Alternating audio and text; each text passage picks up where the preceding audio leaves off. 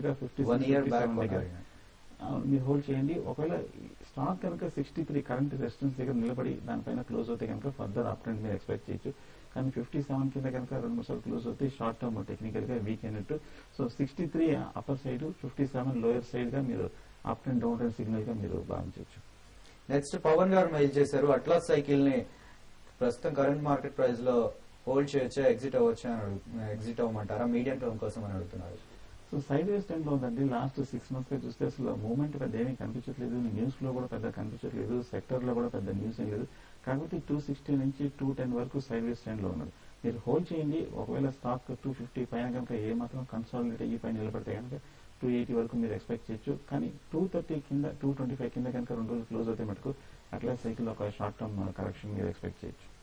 Okay, ఇక సుందర్ గారు ఇవాళ చివరిగా మార్కెట్ ఎలా క్లోజ్ అయ్యే అవకాశం ఉంటారు?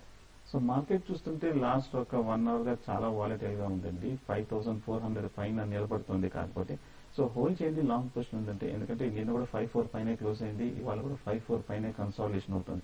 54 పైన క్లోజ్ అవుతే కనుక డెఫినెట్ గా పాజిటివ్. అలాగే రేపు కూడా మార్కెట్ పాజిటివ్ గా ఉండాలి. మార్కెట్ ర్యాలీలోకి వెళ్ళాలంటే కనుక, ఎందుకంటే ఒక రోజు కాదు, రెండో రోజు కూడా చూడాలి.